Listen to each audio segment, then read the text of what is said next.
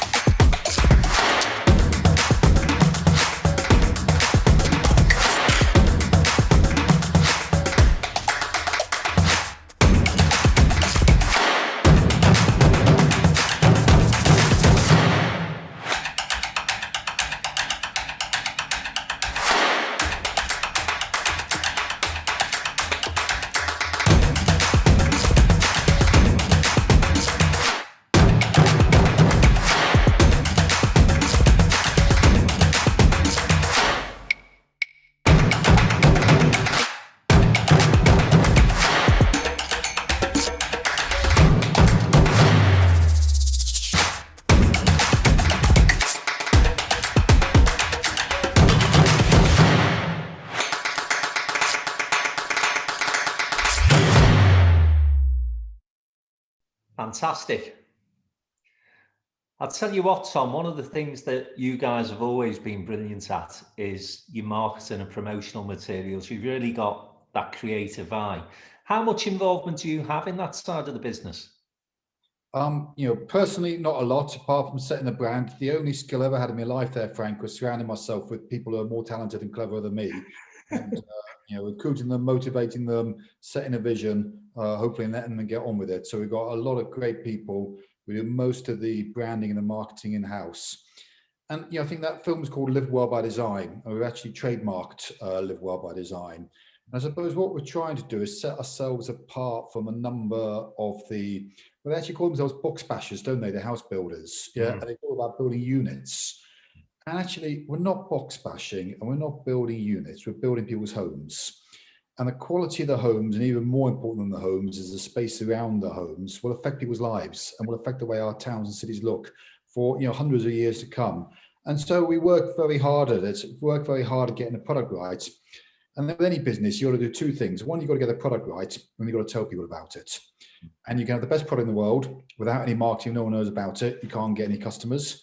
You can have the best marketing in the world, but if the product's not behind it, people find out about that very, very quickly.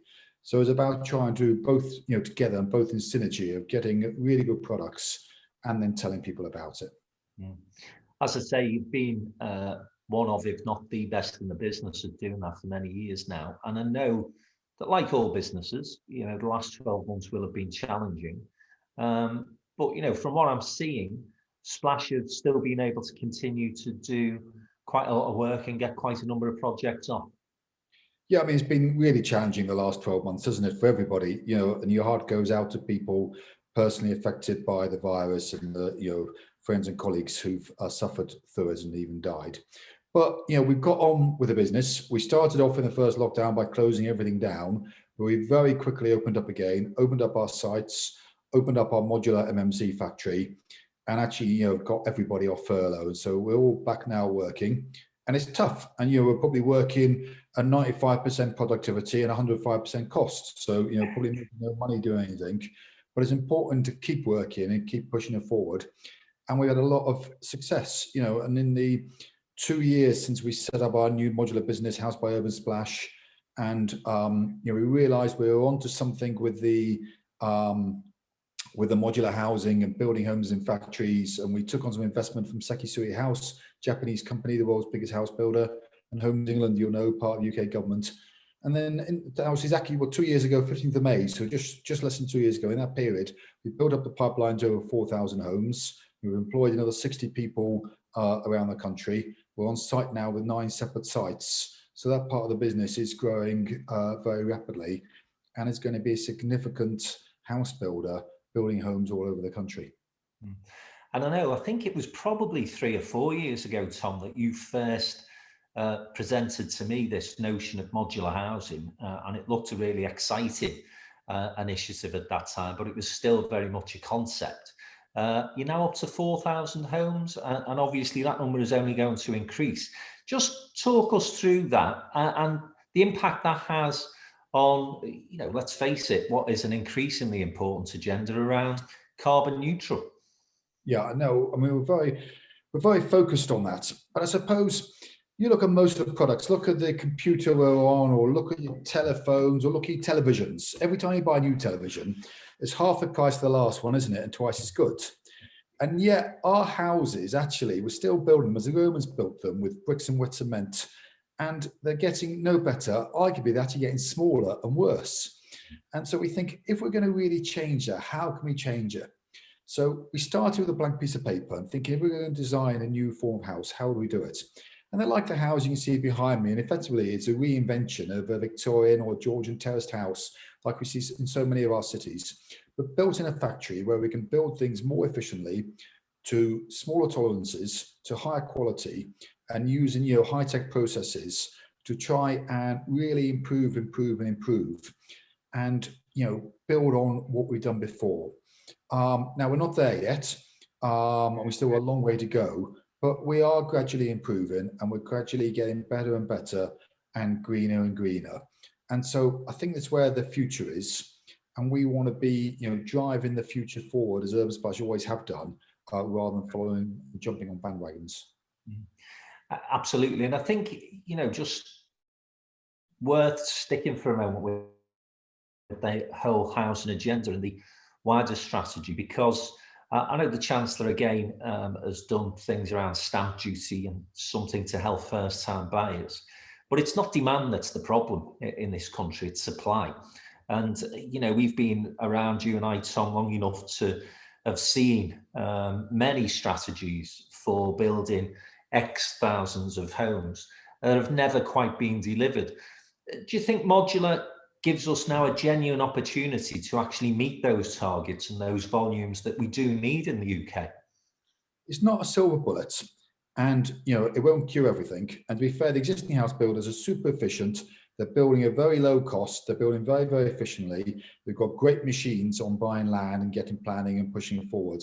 So what we're doing is all about additionality there. Yeah, they're going to carry on doing what they've done, what they've always done, and done very well. And this is a way to get some extra numbers in there. And it's going to be increasingly hard to find the skilled labour on building sites. They're literally dying. Skilled tradesmen.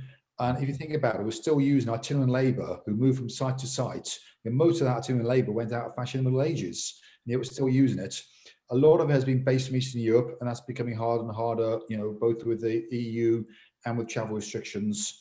And so, I think the traditional house builders have got some real challenges on their hands as well. So I think you will see increasingly people move to MMC and modern methods of construction, as they have in every other industry.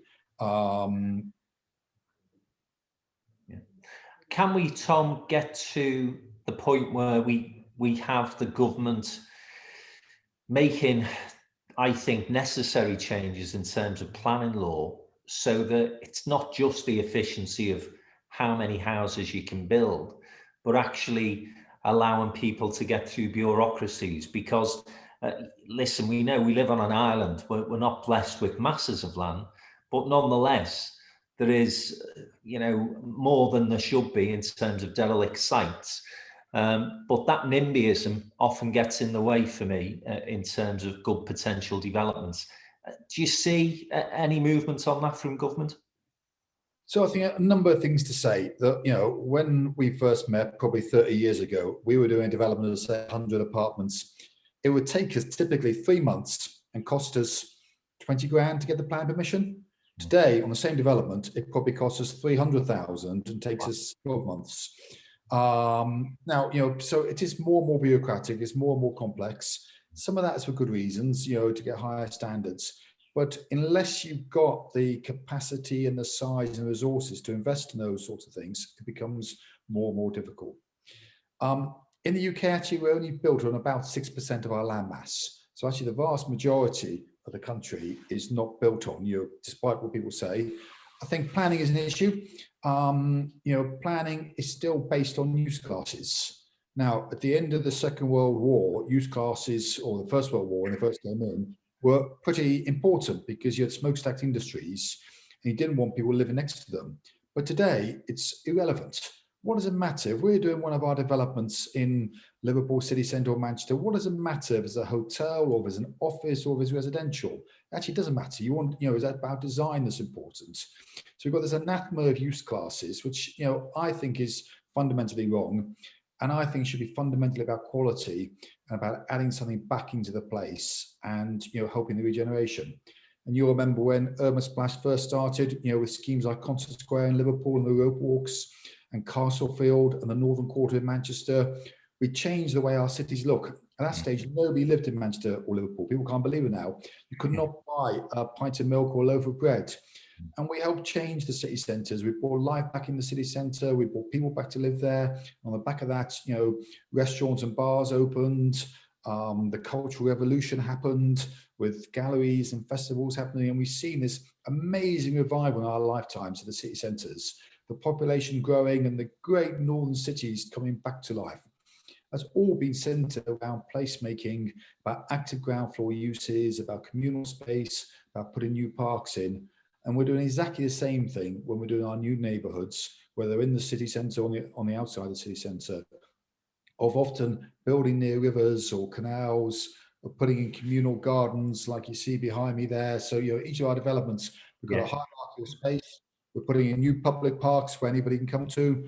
We've then got private terraces where people can just own them and you have their barbecue, but also communal spaces which are private but shared with the neighbours, so you can meet your kids, it's safe to play out. And streets that are green streets, not mean streets, streets that favour people rather than cars.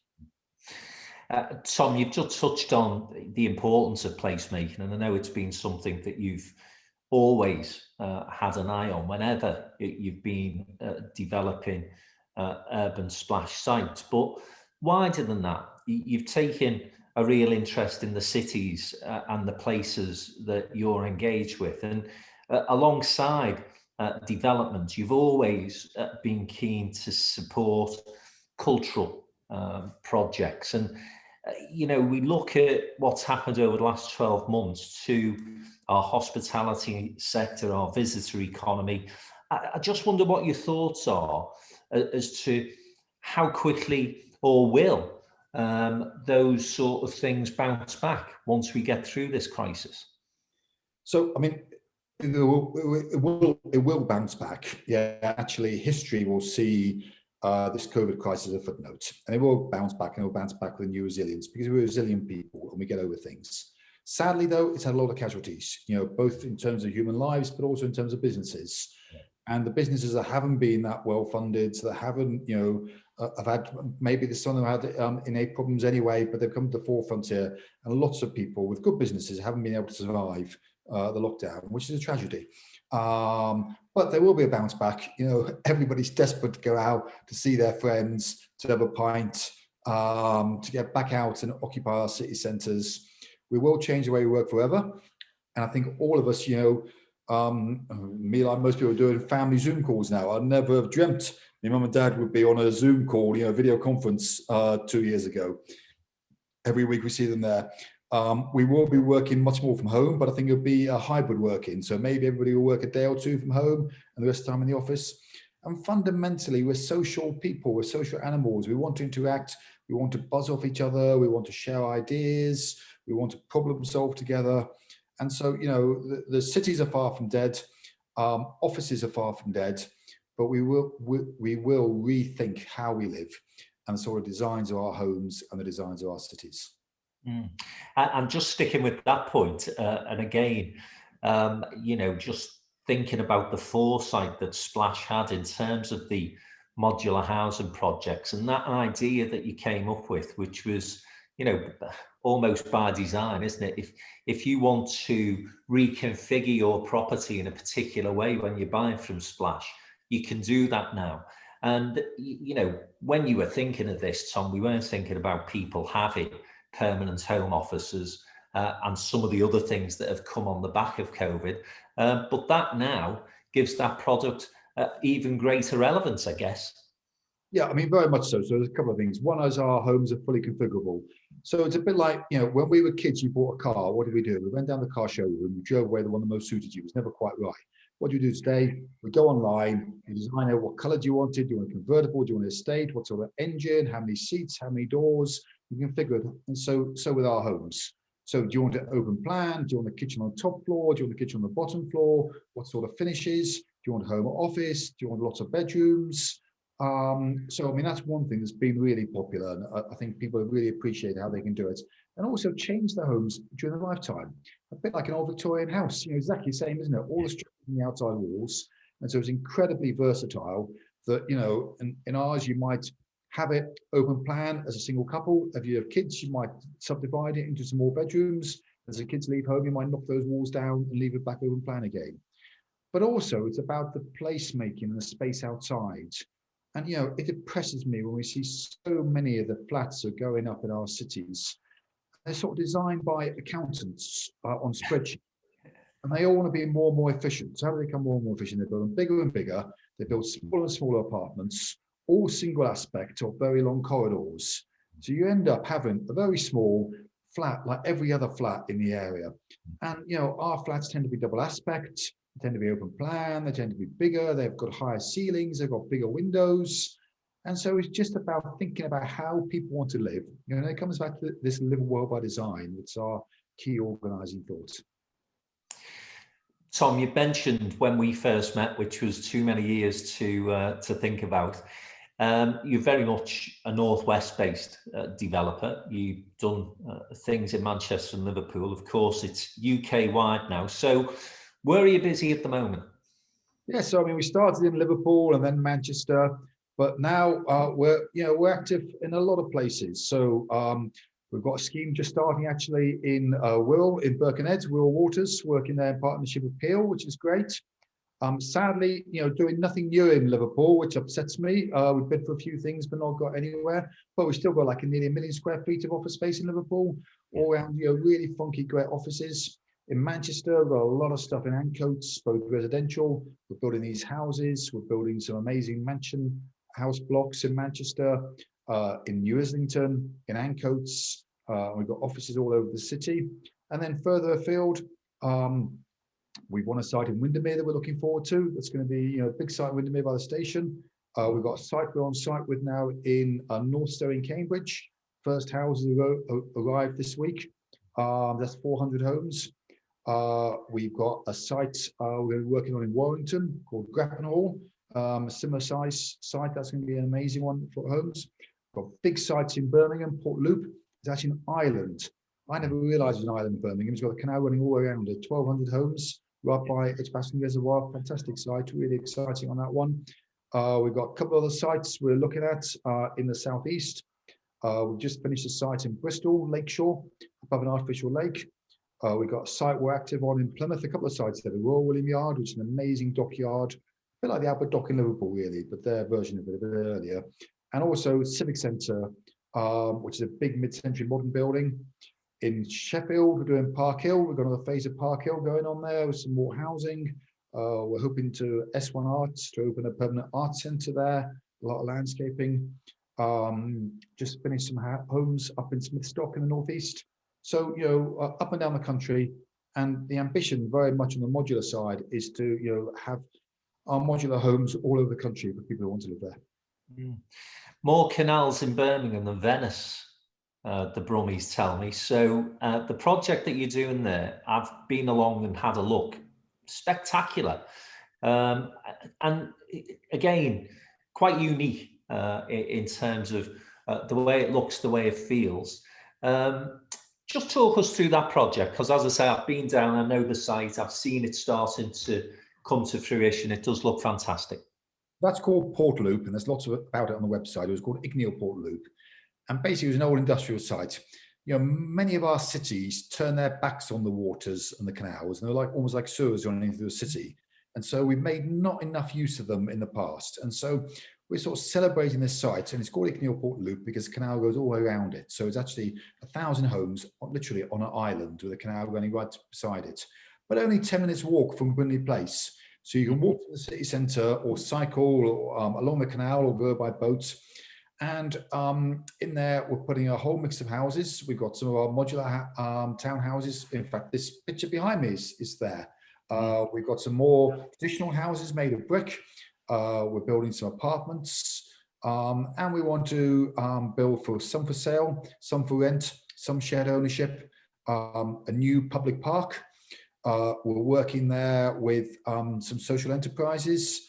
One's called Front Room. Don't even met me, but amazing woman who is basically using the barge, which used to be our sales office, and using it like as a free cafe for locals, free bike servicing, all sorts of initiatives, stuff for the kids to do to really get the community together. We've got another house called Yard, where we're working with artists. So we filled it with artists. It's artists in residence with various different projects. So really trying to push the community side of Port Loop as well as just the houses. Now, Tom, we've, for obvious reasons, been focusing on you, the property business, and Splash. But again, your interests are far broader than that. I want to get your views a bit later on the political scene at the moment and decentralisation, devolution. Again, I know an area of policy that you've always been interested in. But I want to take you back to even beyond the 30 years, to when you decided to start business, because again, out of crises often come some great entrepreneurs, some great enterprises, some great new businesses. And I get the feeling that we're going to see quite a bit of that moving forward. And of course, it was famously something called the Enterprise Allowance, introduced by Mrs. Thatcher, that gave you a little bit of a kickstart in terms of your early career. Do you think we've really moved on as a country in terms of encouraging that sort of entrepreneurial spirit that you showed back in the 80s? Yeah, I mean, I actually never got the enterprise allowance. But That's an urban myth, is it? Yeah. I've never had a job. I've never been unemployed. So it's always worked for myself. Probably I'm unemployable. But yes, I mean, I was at university and I'd always been a bit of an entrepreneur. And when I was at university, I started selling records. I was absolutely crap at that. But I realized all the students wanted posters, and you had bare breeze block walls. And most of the posters you could buy were really naff at the time. It was our tennis player showing her bottom, Michael Jackson glossy photos. And all my mates were into Joy Division and The Clash and Bob Marley, and they wanted really cool posters. And what I noticed was the record wholesalers and the record makers were making really cool posters. And they were designed to go in record shops, but they had the album cover artwork, the graphics that you and I love. We liked it. So I started going there, buying 3 records, taking 10 posters, selling the posters. And then I built that up into quite a big business. And I was selling them at the university, student union, at Glastonbury, on markets, all over the place. And this is why I was at university. And I finished university and I thought, what am I going to do? And I sort of got a job as an accountant. And I asked my uncle, actually, he was a bank manager, he was quite a conservative guy. should I go and do this as a camera, or carry on doing what I was doing? And he gave me some great advice. He said, carry on doing what you're doing. You're going to learn more running your own business. The worst thing that can happen is you go bankrupt. If you do that, you'll learn more going bankrupt than you will in 3 years of business school. And so it was great advice to me. So I kept on with that. But like you said, at the time, entrepreneurs were like Arthur Daly and Only Fools and Horses. Yeah. And, it wasn't seen in a positive light at all. It was actually, if you were bright, if you're very bright, you went in the civil service or the diplomatic corps. Next you went into professions, an accountant or solicitor, or if you're a bit more risk averse, you became a civil servant or work for the government. But actually, running your own market store was like was seen as very down market and sort of the last choice. So I think people like Richard Branson have done loads to really encourage people. Everybody wants to be a startup now, don't they? Everyone wants to be an entrepreneur. Which is great, and we started properly. So from doing my posters, then I was in the right place at the right time. So we started doing deals with people like the Happy Mondays and the Stone Roses, and I then needed a retail shop, and so I bought a place in Liverpool and Affleck's Palace in Manchester and Liverpool Palace in Liverpool. Filled that with bands and designers, and started getting into property, and suddenly found out that I was into property. It was a real opportunity. This is my third recession, this one. That was my first recession in the late 80s, early 90s. And it was a recession driven by lack of demand. And so, you could buy buildings in Liverpool for a couple of pounds a square foot. It was cheaper to buy a building than buy a carpet, quite literally. It was amazing. And we were buying those buildings because we had some ideas. Everybody else said, why do you want to invest in Liverpool? Population was declining. Nobody lived there. Everybody was moving out. The business were relocating, and in Manchester. But we said, no, actually, we've been to New York, I've been to Europe, I'd seen people live in the city centre. So we started buying old buildings, working with Jonathan Falkingham, a very talented architect, doing them up, using great architects, bringing people back to live in the city centre. And that was really, driven from recession. So that was the first recession. Last recession was global financial crisis 10 years ago. And this will be my third one. All very different. But again, out of crisis come opportunity. In fact, the Chinese character for crisis is threat and opportunity. And, crises are both threats and opportunities. So, you've got young kids out there or not so young kids. Make the most of it. Start up in business. I think that's probably at least a dozen times I've heard that story, Tom, and it never fails to inspire me. It's just such and obviously I've sort of been watching the you and the brand develop over those years, and it's just been great to see. But it's right, isn't it? You don't necessarily have to have a big bank loan or a big grant off the government to start your own business, and it's spotting those opportunities. And I think the other thing that I'd say, in terms of the people that I meet who are really successful entrepreneurs, you certainly fit into this category. You absolutely love what you do, don't you? I mean, the people I know have been successful, no one's ever gone in to make money. It's a nice byproduct. They want to be the best at what they're doing. When I was doing posters, I wanted the coolest posters. But like doing houses now, most houses being built, I think, uncool. Ours are really cool. The posters, they were the coolest posters. They're the ones that everybody wants on their wall. I want to do the coolest posters. I want to be the best at what I want to do. And people think, I need to fundraise, I need to do that. I say, forget all that. Nike, just do it. Have an idea, have a passion, have something you can believe you can do better than anybody else, or as well as anybody else, and then just go and do it. And you'll make loads of mistakes. And we made loads of mistakes along the way, but it doesn't matter. It's only by doing things you're learning. And all the time, and we're still making mistakes today, and we're still learning and learning and learning. But every day, every week, every year, we're slowly getting better and better and better at what we're doing. And, I've been doing it for 30 years now, but we're still learning every day. Right, let's get on to the politics briefly before I go into the chat room. And there's a number of questions come through already, but just to remind people, if you do want to put a question to Tom, pop it in the chat box and we'll get to it if we can. Just want to... For me, please, just easy ones. They're all easy ones. So you'll be able to answer all of these. Just also a reminder, by the way, there's a minute silence at midday today to commemorate 1 year into the lockdown. So we will be finishing at 5:02. So don't be doing the usual trick of firing a load of questions in at about 11:45. Please get the questions in now. But as I say, just get the political ball out for a second, Tom, if you don't mind. And don't want to talk about, the challenges the government have faced and how you think they've handled that over the last 12 months. People have their own views on that. What I do want to ask you, though, is how you're seeing that devolution agenda moving forward. Because obviously Liverpool, Manchester, soon Leeds, we've already got Birmingham with regional mayors. Now, I think you're on the same page as me here, where you can bring decision making to a more local level. It does work better. But I've just wondered whether you think that we've almost come to the end of the road in terms of that agenda at this moment in time with the current government, because there doesn't appear to me to be the appetite that there was perhaps under the Cameron Osborne axis, for example, to get that decentralisation moving. Just get your views on that, Tom, if you don't mind.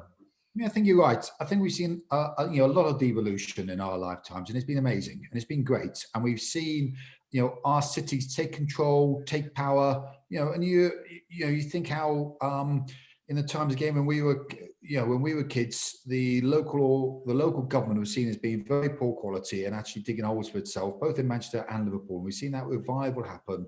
We've seen local authorities come up with a vision for their towns and cities and deliver on that vision and work in partnership with the private sector. And we've seen this amazing transformation of our cities. Manchester and Liverpool are both great examples, and it's been amazing to watch. And, one of the problems we've got in this great country of ours is we're too centralised in London. Now, London's a fantastic city, and I love London. I love going there and visiting it, and I'm a great admirer. It's a world city. But actually, it is not good for London, and it is not good for the rest of the country to have so much power, so much wealth concentrated. It makes homes very, very expensive there. It makes it very hard for people to afford a quality of life and have a great place. And we need some more levelling up agenda. Now, I was really impressed with Osborne. I mean, typically what happens in politics is all the governments in opposition talk about decentralisation, and as soon as they get to power, they want to keep all the power themselves. Around the corner, literally in Whitehall. And I was impressed with Osborne, impressed with the Northern Powerhouse, and I thought we saw some real beneficiaries to that. I mean, we have been seeing some good news with government departments moving north, with the BBC moving some more north. So, I think it's work in progress. I think there's more work to be done, and I think there's a sort of a game going on with the government, with local authorities saying, give us a bit of power, trust us, see what we can do. And by and large, I think the regional government is working very well. I think Andy Burnham has done incredibly well over the pandemic.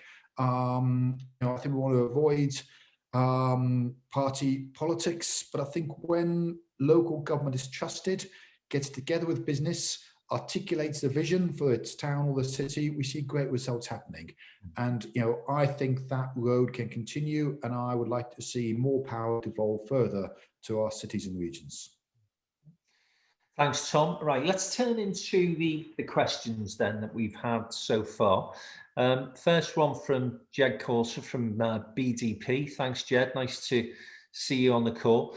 The work that you're doing in the housing market in the context of creating amazing places for people is truly transformational. Do you think that there will ever come a day when the UK's volume housing developers, cookie-cutting standard housing types across sites, will ever see the light and accept that when they are delivering, what they are delivering, just isn't good enough anymore? There's an invitation from Jed to just give your competition a good kick and talk. And I'm not going to give them a kicking because what can you say? They're making fortunes. Yeah, they're super efficient. Yeah, they're building cheaper actually than we can build. But it's not the sort of place that I want to live. It's not inspiring. It's not the sort of place my friends want to live. So for my view, I've got no interest in giving them a kick in. And as I say, they're incredibly profitable. They've been going a long time, and I'm sure there's lots we can learn off them. What we're doing is something different. And what we're doing is providing additionality, providing choice. And I suppose a good analogy is when we were kids again, the only furniture you could buy was either antique furniture or reproduction antique furniture. It was all sort of mock Georgian furniture, wasn't it? Today, after people like Conran came with Habitat and IKEA have come in, and all our homes are now filled with great contemporary looking furniture, aren't they? We can all buy modern furniture and we all fill our homes with it. but the houses most house builders are building are still pastiche. They're still poor copies of great Victorian and Georgian houses. And so we just want to look forward, not look back. We're not really interested in what other people are doing. We just want to focus on what we're doing and just try to get better and better and better at what we're doing. And we've got a long way to go and we've got plenty to learn, but we're on a journey and we're enjoying the journey and we're very proud of the products we're making. Thanks, Tom. Here's an interesting question from Justin Strong. What's the single biggest design change you've had to make to your homes to accommodate people's lifestyles post-pandemic? Well, I mean, it's interesting because they're configurable. It's basically like a chassis. And so you can decide, what you want. So people have been changing them. I think people have been going more open plan. I think people have really appreciated the green space. So we've got, if you look, example, New Islington in Manchester. New Islington in Manchester used to be the old card room estates. Yeah, it was one of the toughest estates in the country. It's where they filmed Shameless. Remember Shameless? Yes. Yeah. So we came in there and actually, we could have, and it was 100 homes, half of which had been abandoned. And never mind, you wouldn't go and visit there. Yeah, you couldn't get a taxi to drop you off there. You wouldn't walk through it. And I walk most places me by myself, but you wouldn't walk through there.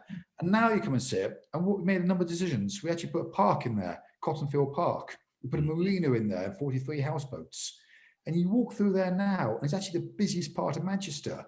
And everybody from all over Manchester is visiting it. We've got a great bakery called Pollen in there, car scale shop. We sponsored a free school, for the kids from the city centre, the kids from East Manchester. So it's about the placemaking that I think has really come into its own. And I think that's what people really want, some green space, some space to go for a walk. Water's always great. And I think that's one of the examples of the sort of places we're trying to make. Great answer. I have to say, as somebody who grew up in Skelmersdale, where no defensible space or communal areas were given to people, it was an expensive lesson for the town to learn, and we're still coping with some of those challenges, I'm afraid. Okay, over to the United States now. Is the US going to be concentrating on modular only going forward? Asked Darren Barlow from Bridgewater Estates. So I don't know. Well, I'm sure you do follow the US market, Tom. So modular only over there, do you think? I don't want to be modular only anywhere. And I don't want to, knock it. Actually, bricks and stone are great materials, timber's great materials. There's lots of different ways of working. I think what is interesting is some of the valuations out there, like Katera. I can't remember how many billions they've been valued at. SoftBank have backed them. Amazon have invested in a modular builder. And so we're seeing a lot of the smart money now coming into modular. In the UK as well, L&G have got a big operation. Goldman Sachs have backed Top Hat. These are people with worldwide views who hopefully know what they're doing. And so, I believe modular is the future. Certainly, as a country, the UK has got one of the smallest percentage of modular homes. In many countries like Japan, Scandinavia, Holland, much more of the building industry is modular mechanized. But we're not saying it's one size fits all. There are lots of different systems of working. But I think if you can use technology and you can use modern methods, then why not? And our good friend Tom Higgins from Lang O'Rourke has posed a question. Do you believe that the industry has moved past the residual stigma of the prefab when we're now talking about MMC and the obvious benefits that they bring? So I've heard people dismiss the new product as prefabs. Again, I'm showing my age here. I lived in a prefab when I was a kid, and I can absolutely from experience tell you that the Urban Splash stuff is nothing like the prefab I lived in. But nonetheless, Tom, it is something that is bandied about, isn't it? Yeah, sure. And words are powerful. And, the prefabs were a solution at the time. They were supposed to be for 5 years, post-war for the returning heroes.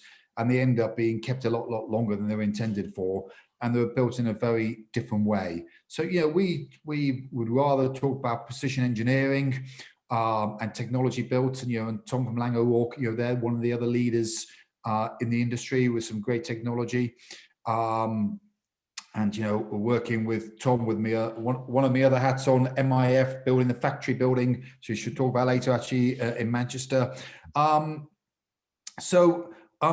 But if you remember, when we started Urban Splash, urban also was a negative word. So it was urban blight, urban deprivation, urban task force, and it was almost every connotation of the word urban was negative. Urban decay. And actually, we were the first company, I think, to use urban in a positive word, in a positive way. So perhaps it's time to reinvent the word prefab. It's actually quite a nice word, isn't it? If you think about prefab, it's actually quite a nice word. You know, and even today, there's some press coming about our new Northstowe homes, which were sort of slagged off as being prefabs. And, you know, I think, you know, is it better to see things built in a factory or in a house? Imagine if you ordered a brand new car and one day the gearbox arrived and you drive. The next day, 4 doors arrived. The next day, the steering wheel and the leather seats arrived. And they assembled it in the rain on your front drive. You'd go crazy, wouldn't you? And yet, actually, that's how we build our houses. And it's sort of, you know, it's bonkers. And it must be better building them in safe conditions inside a factory where you can encourage a more varied and diverse workforce. You can skill them up better. You can build them better quality control. It must be the future. And actually perceptions will change. And, you know, I say to anybody, come in, have a look, have a feel. The other thing to say about them, you think ours is entirely modular. So when they come to site, they literally come on the back of a lorry, a whole story comes, fully fitted with kitchens and bathrooms in there and gets lifted up. You imagine trying to lift on a crane most modern houses, and of course they'd collapse immediately. And so these are actually over-engineered for the transportation. And so they're probably the strongest, longest lasting houses being built at the moment. Great answer. Last question in the chat room, and then I'm going to pinch the last question for myself, as I am the host today. Assuming you're familiar with the Halsnede development with Garden Village status, do you think it's meeting the brief of providing an aspirational place to live and subsequently contributing to Knowsley Council financially? That's from Dawn Fanton at Liverpool John Moores University. I'm sorry, Don. I don't know. I don't know the particular scheme that you're talking about, so I won't comment on that one. I mean, what I would say, I like the term garden villages or garden towns. And, you know, when we're planning our homes, we are thinking about a landscape and putting houses in a landscape rather than sort of master planning or designing homes. And so, you know, I think that's a philosophy that's actually really interesting. And I think it's a way forward. Sadly, some so-called garden villages are neither village-like nor garden-like. You know, I don't know the one Dawn was talking about, so I'm not going to refer to it. But as I say, the landscaping and the bits outside the buildings are as important. No, in fact, they're more important than the buildings themselves. Okay. Right, Tom, we're coming towards the end of the conversation. I just wanted to ask you actually about factory. Because, you know, for all sorts of reasons, you and I have a very emotional attachment to that brand. And again, you must be delighted to be involved in that particular development in Manchester. So tell us a bit about that. And again, I think this, in a sense, brings together an awful lot of what we've been talking about today, doesn't it? It brings together that public-private sector partnership. It brings together your interest in both the property side of development, but also adding some value to the cultural aspect of a city. So tell us about factory. So sort of all my life, I've been lucky enough, you know, I love the arts and I've been lucky enough to be involved. I was on the Arts Council. I was on 2008 Liverpool Capital of Culture bid and trying to use some of my experience and skills helping those things. I've been a trustee at Tate, chaired the Tate Liverpool. And then more recently, in fact, not so recently, 15 years ago, 17 years ago, so Howard Bernstein asked me to chair a group of people in Manchester, some cultural icons, people like your friend of mine, Tony Wilson, Nick Johnson, a number of really interesting people, and saying Manchester just held the Commonwealth Games. And it was saying, coming out of the Commonwealth Games, what does Manchester need? And we were thinking about appointing a creative director or something like that. And so we got together with a number of sessions and we had some really interesting conversations. And Peter Saville, who did all the designs for New Order and Joy Division, came up with a thought. And what he said, which is really interesting, he said, forget about design and it's all about content. And he said, again, when we were kids, if you bought record with a really beautiful sleeve, the chances are there's a great record inside there. If you saw a retail shop with fantastic frontage, it sold great product. But more recently, big corporates have learned how to use designers and all sorts of crap products using good designers. And it is not about that, it's about content. You think about restaurants. You used to go to restaurants that were cool and look good. Now you go to the ones that have got the provenance, yeah, where the food comes from. You want to know what farm it comes from. So it's all about content. So out of that idea about content, we came up with the idea of the Manchester International Festival. And so we started that, I don't know, 14 years ago now, biennial festival. It's coming up this July, first 2 weeks in July this year. And it was really celebrating fantastic art and bringing the world's best artists to Manchester. So, Damon Albarn did an opera journey, monkey journey to the West, with all sorts of people. Gerard Richter, one of the greatest painters in the world. Richard Branagh did Macbeth in a church. So wonderful, wonderful, wonderful, crazy artworks. And we've been doing that. And then really it was out of George Osborne, Devolution, came up and he went to all the local authorities and said, listen, if there's money available, what big project would you do? How would you think about it? And surprisingly, a lot of cities didn't even bother responding. And Manchester, as ever, got straight back up there. And over a course of literally 2 weeks, we came up with the idea of the factory. And this would be this amazing performance space, which is like a huge warehouse with a theatre alongside it, where you could put on amazing artworks you can't put on anywhere else. So that started as an idea. We then bid for some funding. We were lucky enough to get the funding for it. We appointed OMA, some of the world's best architects are building it. And now Tom Higgins, who I think is on the call, is busy building it. And it's going to get finished at the end of next year. And it will be an amazing cultural asset for Manchester and the people of Manchester. And it's just another string to our bow. It's another great thing to happen.